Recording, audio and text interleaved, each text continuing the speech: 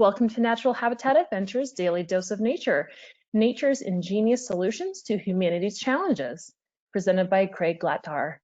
Craig is a longtime safari guide and ecotourism executive, and today he's joining us from his home in South Africa. Thanks so much for being here today, Craig. I'm going to hand things off to you. Thanks so much, Kendall. Thank you, everybody, for the opportunity.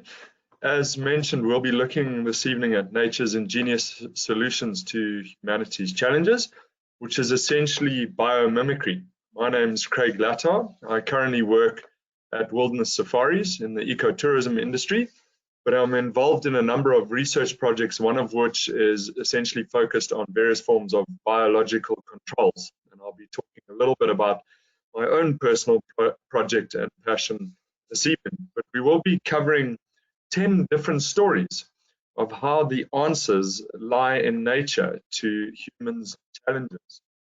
Now, our planet is estimated to be around 3.8 billion years old, and so certainly we can argue that Earth has the oldest research and development department in the world. As humans, we've only been on the planet around 200,000 years, but as we charge through the period of man, which is commonly known as the Anthropocene period, we're certainly seeing the impact of some of our own innovation, and it can be hard to watch at times. I know for many of you based in the States, raging fires in California, of course, global scale, this pandemic that's brought economies to a standstill. So we're certainly stressed, and our planet's clearly stressed too. So more than ever before, we're being faced with the very, very obvious reality that we're part of, not separate from the ecosystems of Earth. And to set the tone for that story, I'm showing you one of my favorite images by a guy known as Dr. Adam Neiman, and he created this image in 2003, and it illustrates the volume of the Earth's oceans and atmosphere. Of course, atmosphere if the air was at sea level density, and he shows them in spherical notions over there, which shows you the very, very fine line that has never been finer than ever before, where we urgently are needing to seek solutions to the challenges we're creating for our own species survival. This image is from an area in Namibia, and it references one of my favorite quotes by someone known as Christopher McFugel. And he said, every morning in Africa, a gazelle wakes up, and it knows it must outrun the fastest lion, or in this case, a cheetah, or it will be killed. Every morning in Africa, a cheetah wakes up. It knows it must run faster than the slowest gazelle or it will starve. Doesn't matter whether you're the cheetah or the gazelle, but when the sun comes up, you better be running. So this highlights the fact that many of Earth's organisms face some of the same challenges that we do. They need to stay warm, they need to filter and obtain water, they need to secure energy and convert it, and all the while they need to do it while conserving precious resources and without harming their own environments upon which their survival depends. So nature certainly uses structure to change functions, but it also uses passive forms of energy, whereas our inventions, human inventions, tend to use a little more brute force. But by applying the functions in nature, we often find the answers to these sustainable solutions that we seek, that help us solve really complex design and functional challenges. So not only do we also find those solutions in nature, but by using nature as this mentor of sorts, we get to experience the powerful healing effects it has in connecting us with the natural world, which I'm sure has been very evident for all of us on a global scale who've found solace in nature during this pandemic. So what we're going to look at is essentially man-made challenges or man-made systems versus biological solutions or biological systems, often termed biomimicry. So when you look at man-made systems, it's easy to see that they are generally simple and monofunctional. They can be exceedingly wasteful, toxins in the environment, fossil fuel dependent, single goal orientated, all of those bullet points on the left. Whereas your biological systems, no waste, generally no long-term toxins, adaptable to change, renewable resource energies, and entire system optimizations. So therein lie the actual solutions in nature, which we're going to look at in a moment with 10 different stories. But a lot of what I'm talking about this evening doesn't only come from my own research in biological control, but from a real icon of the industry, Janine Benyus, who's co-founder of an institute known as the Biomimicry Institute. She defines biomimicry as this conscious emulation of life's genius. So what does that actually mean? It's quite a complex term. Well, the conscious part is, of course, being intentional. Emulation is learning from living things and then applying these insights to the challenges that we are trying to solve, be it functional design, architectural challenges. And then, of course, life's genius is just recognizing that all the life that has arrived at well-adapted solutions has arrived over a period of time without the constraints of a planet with finite resources. So certainly time we reminded ourselves of all of the solution that nature offers. And this is where I'm going to tell you 10 stories about those solutions. And it's a skill that modern day humans seem to have forgotten to a large degree. It's wonderful stories about nature solutions, and many of these are in an African context. But I'm going to encourage you to find your own biological solutions wherever you might be sitting listening in at this time. The first one is going to be one of my favorites. It's a species found in Southeast Asia, Australia, and of course Africa, and it is termites.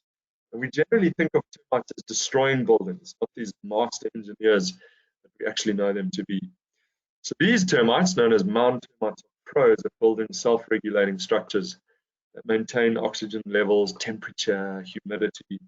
And from the outside, this termite structure might just look like a pile of sand, a pile of dirt, but there's a lot more to it than meets the eye. I'll quickly explain that system. In order for the queen and all these other termites to survive, there has to be a constant and regulated airflow in these termite mounds.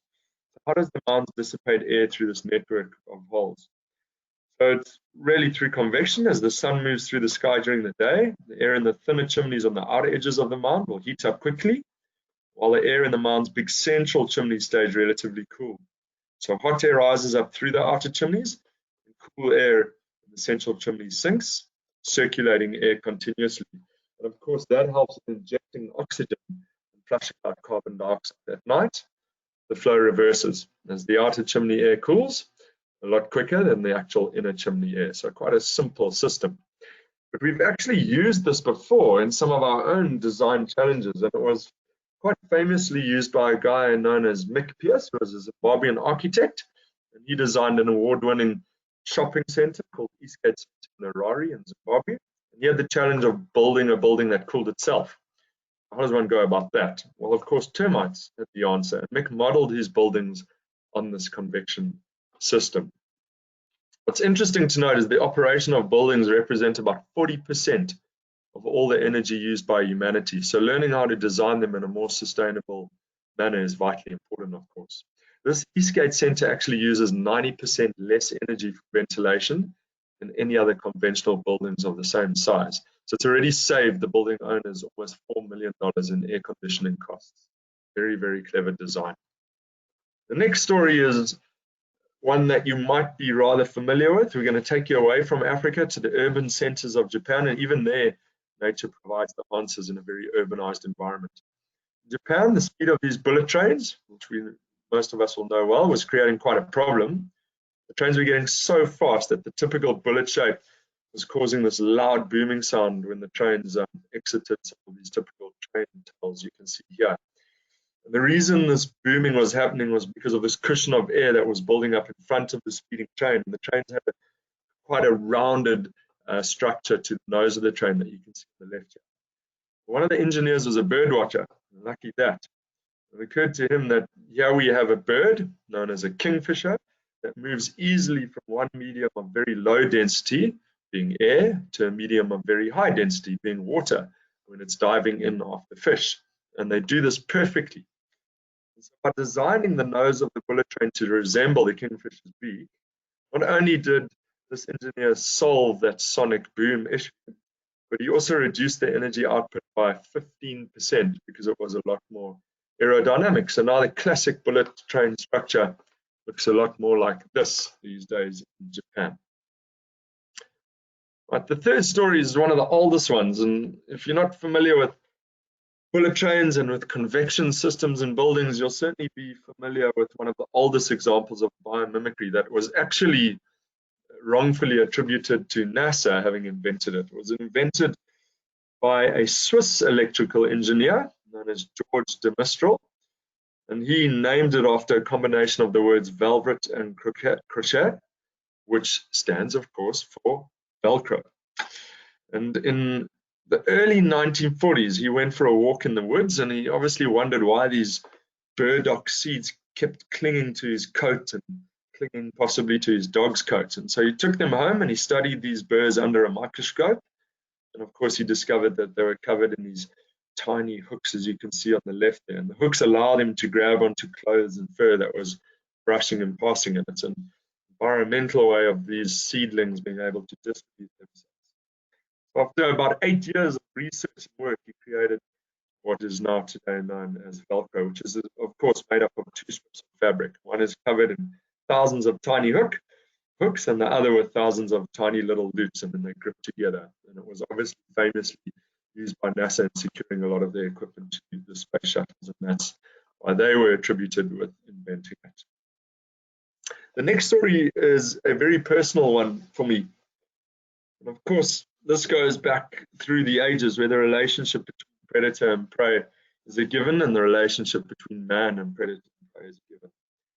In the agricultural context, of course, that kind of relationship between predators and man can often involve persecution of predators. And now we're talking in a modern day context where livestock manages to prevent persecution by predators. They'll retaliate, and of course will be hunting or trapping some of these free-ranging predators. But it was actually in a rather ironic turn of events that a predator became our earliest domesticated partner and has been at our side ever since. And that is, of course, Canis lupus familiaris, which is the subspecies name for a dog, the subspecies of a wolf, Canis lupus. And for centuries, these dogs have been used in guarding applications for us. And over time, these guarding roles have become a lot more specialized. So amongst the traditional guarding roles of dogs, we find this specialist breed of dog known as a livestock guardian dog. So that has, of course, been a historical method of predator control by protecting our livestock from predators, predominantly wolves. And that practice died out a few centuries ago, particularly in Europe, where Europe managed to wipe out most of their megafauna, their large mammals, so most of their big predators like wolves and bears. But it was, of course, with numbers having recovered in places like Europe and starting to recover very much so in America too, humans and livestock, of course, predators have expanded their range into where human and livestock are located. And so this problem has arisen again. And of course, the common response was for farmers of livestock to attempt to lethally eliminate that predator threat. So be that through trapping or hunting. And obviously the attempt for lethal elimination of predators by farmers is considered a major threat to carnivore conservation. It's a major challenge also for subsistence and commercial farmers. So how do we find the solution for coexistence? Well, although Europe might have seen the origin of livestock guardian dog use, there is evidence of them being used in many other parts of the world where predator-livestock conflict exists. So areas like the western parts of the Alps in Europe, and where many of you will be sitting in the Colorado Rockies, present very similar environmental challenges with regards to wolf livestock conflict. So there's a similarity. But even in Africa, we're now starting to use livestock guardian dogs, a century practice that has become popular once again as we seek to find solutions of coexistence between predators and livestock guardian dogs. And this is a project I'm currently working on, where we're placing livestock guardian dogs known as Anatolian shepherds. You can see in the image here. These guys are from Turkey. And obviously for us in southern Africa, Turkey shows relatively similar climatic conditions and environmental conditions. This breed of dog works perfectly for us. And what we do is we take on the costs for the dog for the first year, which roughly amounts to around $1,800. And then we freely place these puppies, these Anatolian shepherds, with farmers who request it. And that $1,800 a year covers the cost for the dog, the veterinary care, sterilization, dog food, monthly checkups on the dog's progress, which I'm involved in. And for the first 6 months, the dogs bond with the herd or their flock in an intense bonding program. Thereafter, they put to work. This is a lovely little 6-month-old girl called Tundi that I visited last week to check on her progress. And what we've discovered now in the research I'm doing is that in over 98% of our placements, we've seen a 90% reduction in predation of the herds, of the livestock, be it sheep or goats. And there hasn't been any lethal elimination of predators. And these predators in this area are predominantly leopard, caracal, which is an African lynx, jackals, which is like your coyote. And this photo is from one of the farmers. This is a dog called AJ we placed just over a year ago. And before AJ was placed with this farmer, in 2 months, he lost over 25 ewes in his herd. And that's a financial loss of around $6,000 in 2 months. Now, in a place like South Africa, that's a substantial financial loss. After a year of placement of his livestock guardian dog AJ in the image here, he's had 0 predation losses over a full year. So it's certainly a very, very effective program. And all but one dog placed, all of those farmers have elected to keep those dogs. So we cover the cost for the first year, and thereafter they take on the costs going forward. And all of the farmers except one farm have elected to continue with this brilliant coexistence program. Now we're going to go across to 2 species that might not be everyone's favorites. We certainly know mosquitoes aren't, and the second species, bats, are definitely not our favorite animal right at the moment, but they were instrumental in combating disease in America at the turn of the century. So we're bringing it home to your part of the world with an incredible medical doctor by the name of Dr. Charles Campbell, who was a physician and also a bacteriologist in San Antonio. And although he had a high regard for bats, his motive behind his bat experiments and building of bat towers was not that he thought bats needed homes, but the real reason was to find a way to control the disease that, of course, causes millions of deaths worldwide, known as malaria. And at the turn of the century in his native Texas, mosquitoes and disease rendered countless acres of fertile land completely uninhabitable. And of course, Campbell was treating many of the victims of malaria, so he knew the suffering that it was causing. So in the beginning, he thought the answer was simple, just recruit a great number of bats, who he already knew were obvious natural predators of mosquitoes. But after years of unsuccessful experimentation with boxes of all different sizes and shapes, he learned that bats did not choose any old roost, but they needed something more specific. So he set about, undaunted, and started building these bat houses. His first personal investment of around $500.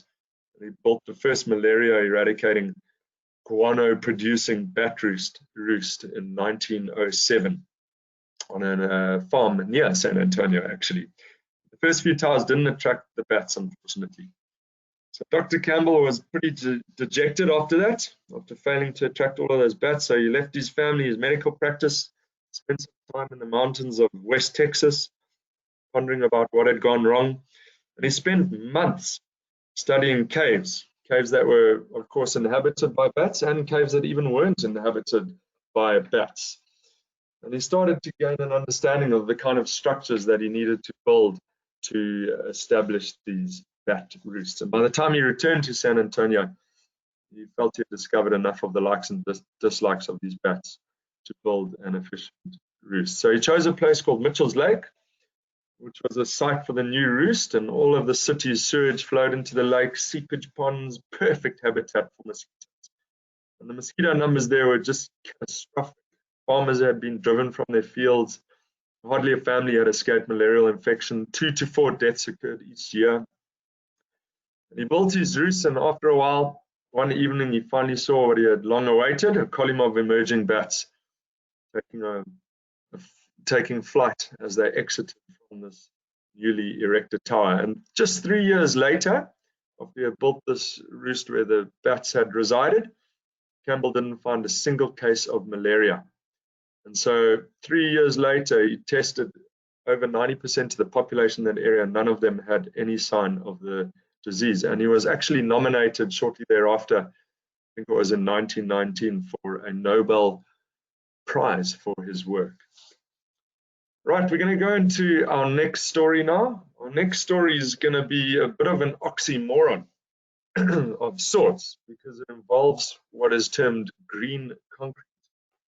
Gosh, one struggles to think of green concrete. Those of you might not know, concrete is actually the world's third largest source of man-made carbon dioxide. So its production process accounts for about 5% of all of the CO2 our species pumps into the atmosphere annually. There's two companies that are using different technologies to not only make concrete carbon neutral, but they're actually making it carbon negative. And their learnings come from this image here. The installation takes waste CO2 gas from a local power plant, dissolves it into seawater to form carbonate, which of course mixes with calcium in the seawater. And what does that do? It creates a solid, and it's how corals form their skeletons. So building reefs, the corals have developed this amazing ability to calcify, and they're actually the most prolific mineralizers on the planet. So they form these amazing structures like the Great Barrier Reef, of course. And in doing so, they're able to make more mineral than any other organism we've ever seen. And so we're gathering those learnings and applying it in the production of green, carbon negative concrete. It's not only in the industrial sector that we're learning constantly from nature. Different types of electrical equipment and appliances in all of our homes, they generally operate in isolation from each other, as we all know. Since those loads aren't communicating with one another, they're not operating simultaneously. So that's unnecessary high demand, causing high electrical bills, unnecessary stress on our electrical systems. But the answer lies in one of the greatest colony insects, honeybees. Of course, we all know honeybees. We have so much to learn from these incredible insects. And they're well known as one of the most efficient colony insects, of course. And they've inspired a new type of technology management rather, that's known as swarm logic. Quite simply, swarm logic are these controllers that establish a mesh wireless network amongst all these power-consuming appliances in our homes. They enable them to communicate among themselves completely autonomously. So using this really advanced algorithm, these connected appliances spread out the energy demand amongst themselves, and the result is peak demand shaving and, of course, lower electrical bills and less pressure on our electrical systems. Swarm technology. But even with new technology and all these incredible sustainable forms of energy production, there's still a lot of room for us to improve on the functionality of what we consider new technology using biomimicry. Many of us will be familiar with these wind turbines. Interestingly enough, these wind turbines by current design are actually quite energy inefficient. Step onto stage, this guy, humpback whales. As you can see from this image here, there aren't too many sites from the animal kingdom that can compare to breaching 30 tons of humpback whales. And these guys will often launch themselves easily 50 feet into the air as they break through the ocean's surface. But how do they do this? And this is partially thanks to the aerodynamics of their massive long pectoral fins. So many of you might not know this, but actually the front limbs of whales are the largest appendage of any animal on Earth. And if you'll notice on these pectoral fins here, it's these small bumps, or tubercles, found along the leading edge there that give them these amazing, incredible acrobatic skills. And it's these bumps that actually change the way that the water flows over the whale's fins. So scientists at none other than Harvard, of course, have demonstrated how this hydrodynamic edge works using a mathematical model. And they found that these bumps change, of course, the distribution of pressure along the edges of the pectoral fins there. But this research, more importantly, is now being applied in the real world by a Toronto-based company with the awesome name of Whale Power. And they are taking inspiration, of course, from these remarkable tubercles to develop wind turbine blades that actually mimic those pectoral fins. So their experiments have shown that they can achieve the same amount of generated energy at wind speeds of 10 miles per hour that the conventional older blades generate at 17 miles per hour. So way, way more energy efficient, just by stealing the idea from humpback whales. Of course, another sustainable solution that already exists in our world is photosynthesis. And we all know photosynthesis is this primary form of energy production that, of course, sustains all of the biological life on our planet. And so those photosynthetic reactions are obviously key to harvesting the energy of the sun, and that straight away leads you to thinking about solar energy and solar panels. But of course, human society, we've been running on ancient photosynthesis, trapped in fossil fuels. No good that. There's an incredible man by the name of Daniel G.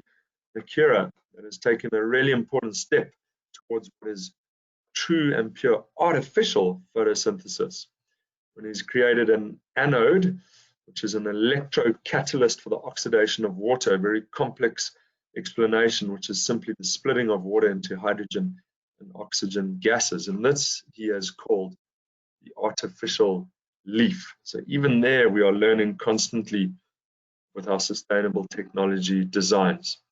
You'll be shocked to know that even the motor industry is applying nature in solving some of their design challenges. As all of you will know, trees are constantly reforming themselves and often reforming themselves along these lines of stress. And so now an algorithm has been put into a software program that is being used to not only make bridges and build lightweight beams, but it's been used by the GM Opel group, that is now producing these bioskeletons in what they call their bionic cars. So here they're using a minimum amount of material, as many organisms must do, for a maximum amount of strength. Another great learning that we've taken from trees.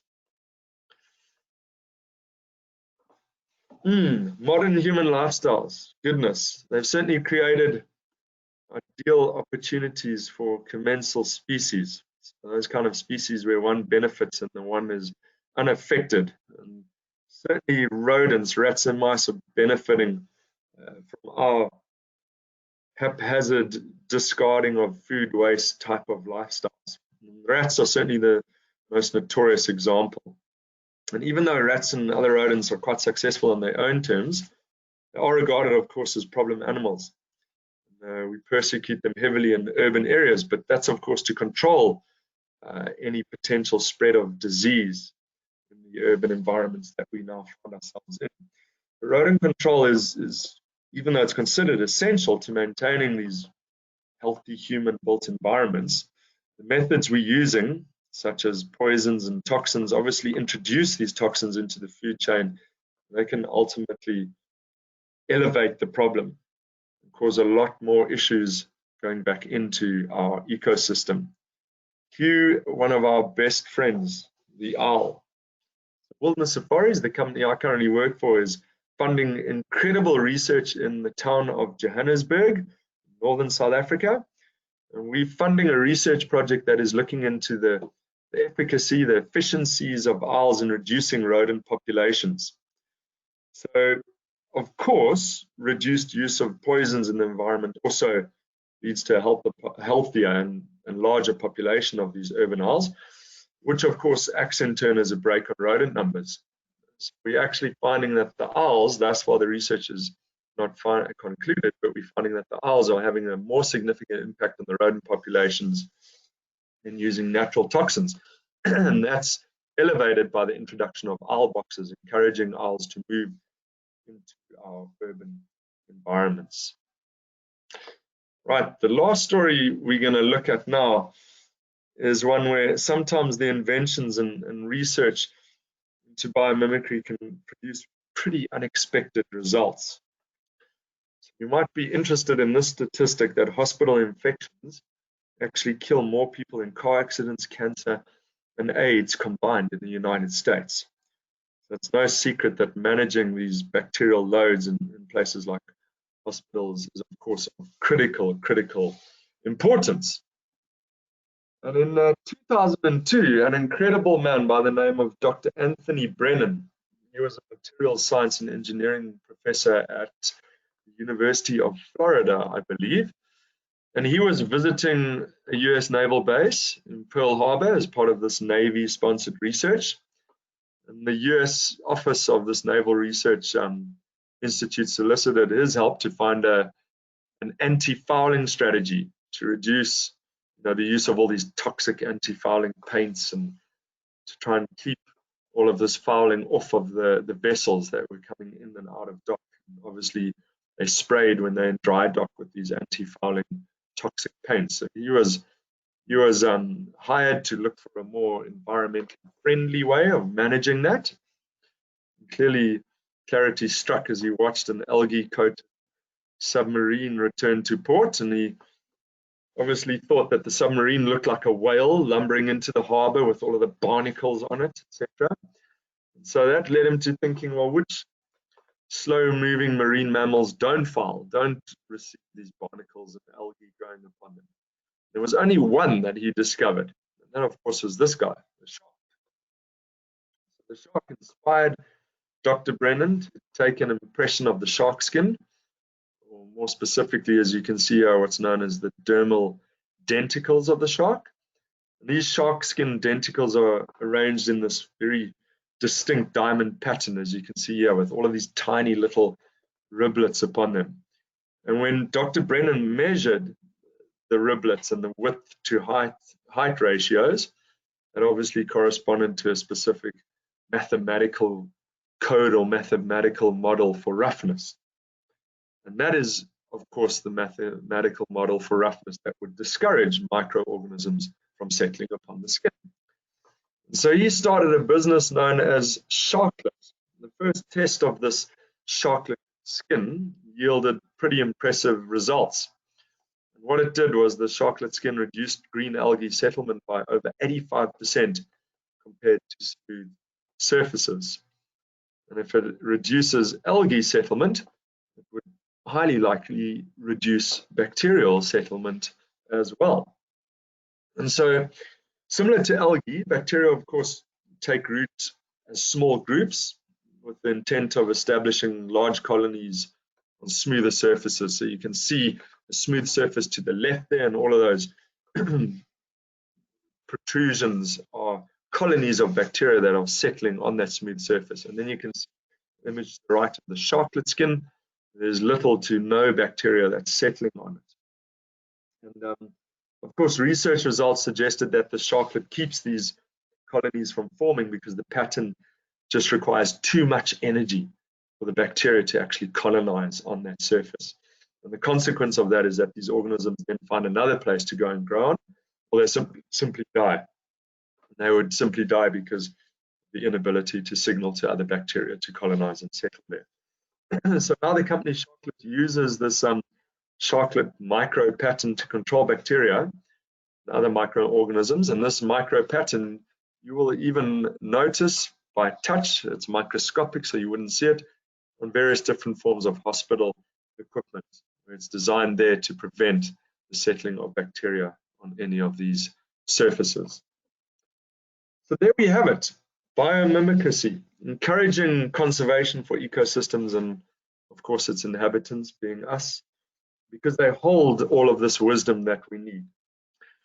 And so we really are finding this interconnectedness with nature, especially at a time like now, where we're realizing how dependent we are upon nature for our own psychological and physical well-being. And biomimicry provides many of the answers. Nature provides many of the solutions that we currently face. And I'm very excited to see younger generations that are taking a major interest in biomimicry and biocontrol and all of these different forms of solutions that lie in nature.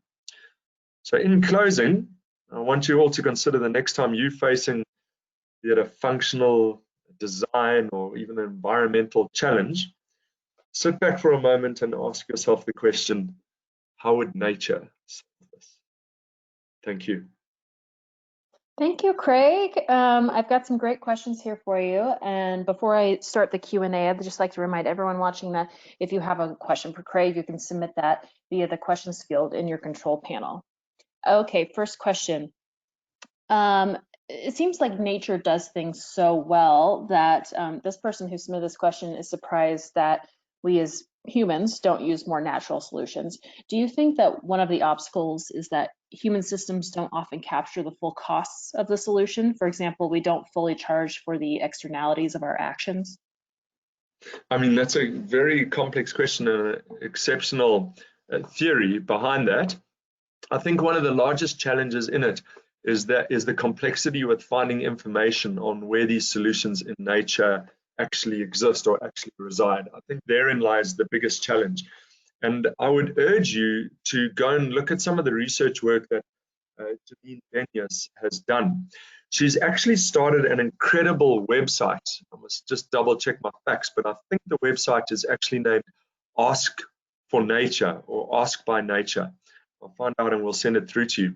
And what she's done with this website is created a massive database of all of the different design solutions that have been discovered in biomimicry around the world.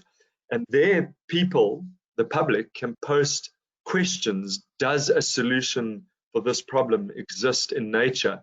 And it's a resource database where all of the biomimicry scientists worldwide have access to, and then they can provide information and shared ideas on solutions in nature.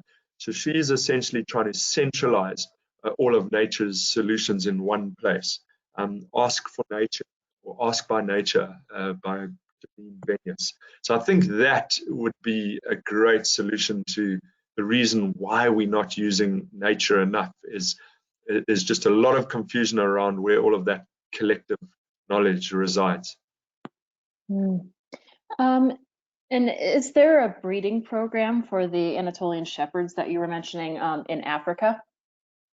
There is indeed. So it's been a massive challenge. Of course, I'm presenting to you from South Africa. It's been a massive challenge in South Africa for us to get Anatolian breeds into the country. They're actually not allowed to be exported from Anatolia and Turkey. So we bring in to bring variety to the genetic stock. We bring in Anatolians from the US and from the UK, and we have a breeding center a few hours north of Johannesburg in a small town called Aldays, and this is where we breeding all of these Anatolians, and we're the only operation in South Africa to be building a breeding program around this specific breed. Okay. And there were a couple questions about the bumps that you mentioned on the new wind turbines that were based off of the whales. The first question is there any research on how the whale-based wind turbines affect birds versus the standard turbines? That's a great question. So, and that's been a major one because the structure of the actual wind turbines wouldn't change and impact on the birds and on bird mortalities. And we have major issues in South Africa. I'm sure in the States you have too, specifically with cranes and some of these larger, slower flying birds that often get caught in these wind turbines. And I stand to be corrected if this has been peer reviewed, but I think there's some recent research that has been done into painting one of the 3 or one of the 4 arms of the wind turbines black. And that creates enough of an optical distraction for birds flying in the area to veer clear of these wind turbines. So that seems to be the one solution that is in place right now, is making sure one of the turbine arms are dark in color or painted black. And so then it creates enough of an optical distraction for these slower flying larger birds to avoid the wind turbines. The actual tubercles on the wind turbine wouldn't have a decreased impact on bird mortality, probably the same impact. They're just a lot more efficient. And have these bumps been tested on other things like aircraft wings? Yes, so there have been tests being done on that. So I don't know the exact details on it, but part of those tubercles design was also came into effect where you see aircraft that have the tips of the wings pointed upwards, and that also has a similar effect, and that's essentially changing the distribution of pressure along the wing of the plane, much in the same way those tubercles would change the pressure along the pectoral fin of a whale. Absolutely. Okay, next question. And they're coming in like crazy. Could you repeat Janine's last name? And I believe the website was asknature.org. Absolutely. So I'll type it in now. Janine's last name is spelt Benyus, Benyus. So Janine, Jine, Benys. And if you're interested, she authored an incredible book called Biomimicry, Innovation Inspired by Nature, was the name of her book. An amazing book. And you can also listen to her on TED Talk. Okay, great. Let me pull up the questions again. I was just looking at your chat message. What does nature tell us about fixing climate change? It's kind of a big question. Wow, that's an awfully large question. I think, of course, and I'm not a climate expert by any stretch of the means, but I think where those solutions lie in nature was that example when we were talking about the use of green concrete. So where we can find environmental solutions to reducing the impact or the output of CO2. So in the production of concrete, for example, that's probably where we need to be going. It's also around the use of fossil fuels. So one can argue that a lot of these more sustainable forms of energy production, like wind turbines, solar, those are very, very effective ways of reducing our fossil fuel impact, which is, of course, the leading cause to climate change. So those sustainable solutions already exist. It's just a case of greater global adoption. And certainly things like the solar cell. The solar cell is generally a relatively energy inefficient form of cell. But we are taking learnings from plants, from the process of photosynthesis, to design more energy efficient solar cells. And with more energy efficient solar cells, we'll also see cost reduction in the production of solar cells, and that will result in global adoption of things like solar cells, which are of course preferred over fossil fuel energy production, burning of coal, etc. And there's a question here about tapping the knowledge of indigenous people who tend to live closer to nature. Does that happen more often than not, or why isn't their knowledge being tapped more? That is an absolutely magnificent question, and one that plagues many of us, especially in the industry I'm working in. We get to work in very remote areas where there's all number of local tribes that have lived in harmony with the environment for centuries, and a lot of that, specifically in the medicinal field, a lot of that medicinal use has been lost and is being lost to new generations. Absolutely, there's a lot of answers that lie in that. I myself haven't got too much experience in that area, but I can tell you now that Wilderness Safaris is working in a part of Western Rwanda where we are protecting a section of primary forest. We're protecting a large portion of primary forest largely because there's significant populations of chimpanzee and other primates, golden monkeys and agile mangabes in this forest. But what we've actually started to do as part of our community engagement is to engage with the locals that have been living off this forest, or living rather in harmony with this primary forest, to understand what all the medicinal uses of the plants are that they've been utilizing for centuries. And the most important thing is we're recording all of those medicinal uses. So we'll be creating a medicinal plant use database for this massive primary forest in Western Rwanda. And we want to actually involve guests in that experience. So once we build a lodge there and build a whole ecotourism model around that, we'll be having guests coming to that forest to see chimpanzees, of course, but they'll also be spending time with some of those indigenous tribes living on the edges of that forest and learning all about the medicinal plant use there. It's certainly something that needs to be considered. And in our industry, the ecotourism industry, we feel there's a massive opportunity for cultural engagement by, instead of just going to see how cultures express their form of humanity, more importantly, to learn all of these ancient skills that are being forgotten and being lost, and most importantly, to record them. But I think the adoption of this is definitely not where it should be. There's probably a lot of information that's already been lost, unfortunately.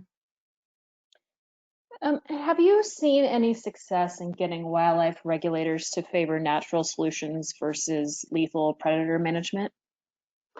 Massively. So in the research work I'm involved in using livestock guardian dogs, if I can say one thing, the introduction of technology and global connectivity has highlighted the importance of conservation, and one can see this generational shift. So when I was first involved in these type of conservation projects, the older generation was less likely to adopt non-lethal means or non-lethal mitigation methods, especially where it involved predators. Predators were seen as an enemy, as something that needed to be exterminated to allow place for man. And what I'm definitely seeing is in the younger generation, there is a massive interest in how to find ways to coexist as opposed to exterminate predators. And things like these livestock guardian dogs, and there's other methods, of course, like using lion-proof alarm systems and using proper fencing and these kind of things. There's a lot of non-lethal uses like that are being adopted, and a large part of it is being adopted thanks to the world of internet technology, the world of information sharing, of global shaming around the persecution of predators. So I definitely am very positive for the future in this sense, because I think each and every generation is adopting more coexistence principles thanks to just the global sharing of information. Definitely seeing that change. And so the last question I'll end on is, what are some of the top things we can do to encourage natural solutions? What are the top things we can do to encourage natural solutions? I think there again, I would say the sharing of natural solution information is the top things one can do. So what I would urge all of you to do in your own capacity is, when you're faced with a challenge, generally it's a functional challenge, a design or a form challenge, ask yourself that question. Exactly, ask yourself, what would nature do? And apply yourself and apply the research in that regard. Again, I would urge you to look at Janine's website, asknature.org, and there you can find an immense database of solutions in biomimicry and other principles like biocontrol, and then share that information. Like we just discussed now, the sharing of information is resulting in this change of conflict to coexistence between farmers and predators. I would urge you all to share that those natural solutions that you find with your friends, with your family, and share it on on your social media platforms. I think that in itself is the way to generate a global drive towards natural solutions, as opposed to the brute force of man-made solutions. Great. Well, I'm going to call it there with questions, and I'm going to hand it back over to you, Craig, for closing comments. Thank you. Thanks so much, Kendall. I just wanted to thank all of you for joining, and thank Natural Habitat as well as Wilderness Safaris, these organizations that are dedicated to conserving these wild areas. And I wanted to close by stating once again, we have this intimate connection with nature that all of us have felt more than ever before, thanks to this global pandemic highlighting the need to be connected to nature. So apart from the connection to nature, I want to urge all of you to go and look for your daily solutions and your challenges in your daily life, and where those lie in nature. Thank you, everybody, for your time. Thank you, Craig. This was absolutely fascinating. So I really do thank you for spending time with us today. And my thanks as well to everyone who tuned in. Be sure to join us tomorrow for our next Daily Dose of Nature. We did record today's presentation, so we'll have the replay available on our website soon. And with that, I will conclude the webinar. Goodbye, everybody.